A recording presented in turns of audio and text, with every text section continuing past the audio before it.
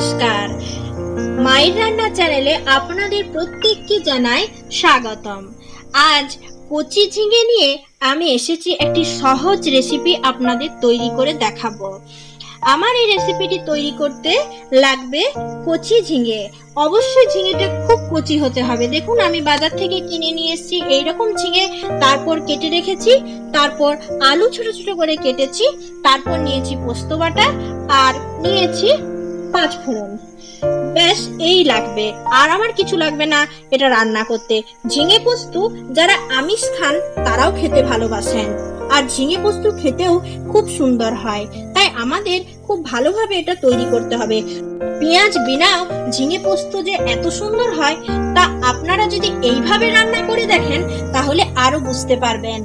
তাই প্রসেসটি শুরু করবার আগে আপনাদের কাছে একান্ত অনুরোধ, মায়ের রান্না নামের চ্যানেলটি এখনো পর্যন্ত যদি সাবস্ক্রাইব না করে থাকেন তাহলে অতি অবশ্যই সাবস্ক্রাইব করে নেন, আর যদি ভিডিওটি ভালো লাগে তাহলে একটি লাইক দিতে ভুলবেন না।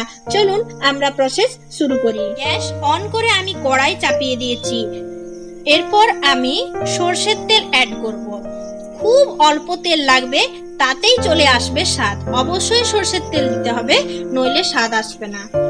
তেলটা গরম হয়ে এসেছে, এরপর আমি দিয়ে দেব 5 ফোড়ন।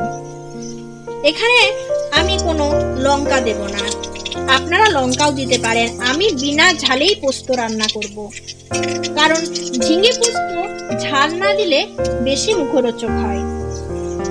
এরপর আমি কেটে রাখা ঝিঙেগুলো দিয়ে দেব,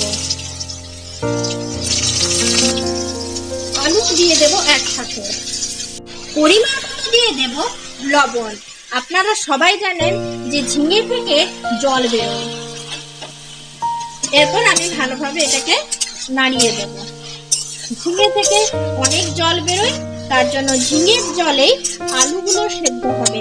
আমি গ্যাসটা একটু লো করে রেখে দিচ্ছি, ফিরে আসছি মিনিট 4-5 পর। এরপর আমি ভালোভাবে ঢেকে রাখছি। ফিরে এসেছি মিনিট কয়েক পর। এরপর দেখে নেব আমাদের ঝিঙে এবং আলু একসাথে সেদ্ধ হয়েছে নাকি। কালার দেখে আপনারা নিশ্চয়ই বুঝতে পারছেন ঝিঙে আলু সেদ্ধ হয়ে গেছে। এরপর আমি পোস্ত অ্যাড করব। এর সাথে সামান্য একটু দিয়ে দেব জল। এটাকে ভালোভাবে মাখিয়ে নেব। কিছুই দিইনি, অথচ খুব সুন্দর সেন্ট উঠেছে।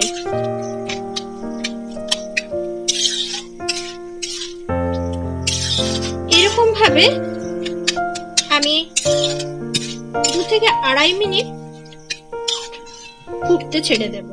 আমি ফিরে এসেছি, তারপর এসে দেখছি পোস্তর কালারও খুব সুন্দর এসেছে, যেমন কালার হওয়ার দরকার।